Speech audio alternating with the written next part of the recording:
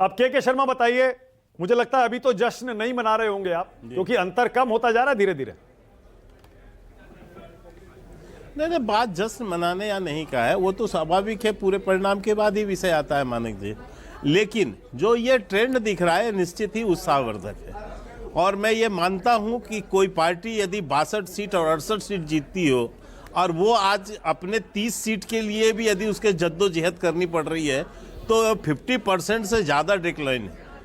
ये दिखाता है कि ये सरकार के प्रति एंटी इनकम्बेंसी फैक्टर था, लोग जनता नाराज थे और इसको किसी केजरीवाल को वो यहाँ सत्ता से बाहर करना चाहते हैं। ये इसका एक तरह का जो विश्लेषण अभी की पीरियड पे आप करेंगे तो ठीक है, ओके। अब अतुल लोंढे और इसको कोई 62 से घट के 30 सीटों पर आए तो इसे कोई करारी हार ही मानेगा। ये तो फैक्ट और है, करारी हार के अलावा और नहीं कहा जा सकता। लोंढे पाटिल, एक थोड़ा सा विश्लेषण। और दूसरी बात, जो बात अभी सुकेश जी चांदनी चौक के लिए कह रहे थे, मैं चांदनी चौक के लिए कह रहे थे, मैं सुकेश जी के संज्ञान के लिए बता दूं, चांदनी चौक एक ऐसी सीट रही है जिसमें भाजपा को बहुत मेहनत पहले से करनी पड़ी है। वो सीट हमारे पक्ष में कभी नहीं रही, वहाँ जो है अल्पसंख्यक मतदाताओं की संख्या अच्छी खासी है, तो वो बता सकते हैं। लेकिन उसी तरह लेकिन ओखला में इस बार जिस तरह की परिस्थिति हो रही है, विशेषकर उत्तम नगर की सीट की भी चर्चा करनी चाहिए, जिसको लगातार या तो कांग्रेस जीती है। दिल्ली में ऐसे बहुत से ट्रेडिशनल सीटें रही हैं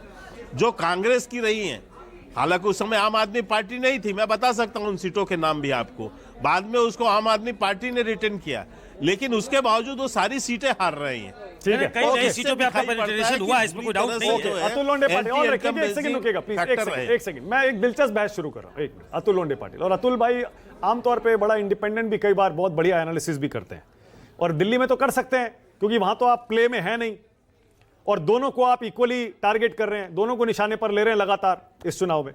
अतुल भाई एक बात बताइए, अरविंद केजरीवाल के 3 स्ट्रॉन्ग पॉइंट थे, 3 स्ट्रेंथ, 3 ताकत थी। एक थी उनकी आम आदमी की छवि, बंगला गाड़ी सिक्योरिटी कुछ नहीं लूंगा। दूसरा था भ्रष्टाचार के लिए जीरो टॉलरेंस, क्योंकि उसी के कैंपेन के ऊपर, मुहिम के ऊपर भी सत्ता में आए थे और इतने ताकतवर बने। अरविंद केजरीवाल भ्रष्टाचार, शराब घोटाला जो आपने उठाया उसकी वजह से हारे, दूसरा आम आदमी की छवि जो पलट गई उसकी वजह से हारे, या फिर तीसरी स्ट्रेंथ थी उनकी कल्याणकारी योजनाएं, फ्री बीज, उसमें इस बार बीजेपी कांग्रेस ने उनको बिल्कुल कांटे की टक्कर दी। इन तीनों में से सबसे बड़ी हार की वजह आप क्या मानते हैं, अगर ये हार हो रही है तो? नहीं, ये बस मोदी जी जैसा ही है। मोदी जी जिस तरह से वादे किए थे, कोई भी वादा पूरा नहीं कर पाए हैं, अरविंद केजरीवाल भी कर नहीं पाए हैं। अब ये किस तरह की चुनावी रणनीति है, या फिर किस तरह से कल हम कंटिन्यू बता रहे हैं महाराष्ट्र में, उसका जवाब इलेक्शन कमीशन देता नहीं है, भाजपा बचाने के लिए आ जाता है। इन्होंने शीशमहल बनाया, उन्होंने राजमहल बनाया, उन्होंने 2 करोड़ रोजगार, 15 लाख, ये सारे वायदे। अरे भाई वोटिंग हो चुकी है अतुल भाई, नतीजे आ रहे हैं, आज तो ढंग से करिए ना थोड़ा। दोनों को टारगेट पे लेने का कोई जरूरत नहीं है। नहीं मानक जी, आप मुझे एनालिसिस पूछ रहे हैं तो मैं एनालिसिस बता रहा हूँ, सुन लीजिए थोड़ा। आप बीच में टोकेंगे तो फिर एनालिसिस मैं केजरीवाल का एनालिसिस चाह रहा हूँ आपसे। नहीं, मैं तो केजरीवाल का एनालिसिस और मोदी का एनालिसिस अलग हो ही नहीं सकता। दोनों एक को छुपाओ, दूसरे को दिखाओ। अंतर क्या है? दोनों झूठे हैं, दोनों वादे झूठे करते हैं। अभी मैंने बताया डॉलर के बारे में, क्या कहा था मोदी जी ने, वो निकाल के दिखा दो तो जनता को पता चल जाएगा कि मोदी जी का तब क्या कहना था और अब क्या है।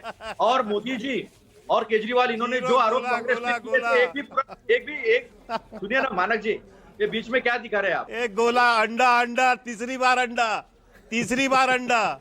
अरे आपने कम से कम 14 इलेक्शन में अंडे खाए हैं। और क्या आप अरे तीसरे बार अंडा। चलिए ये एक जानकारी देता हूं। भाषण शर्मा, एक सेकंड, अतुल भाई,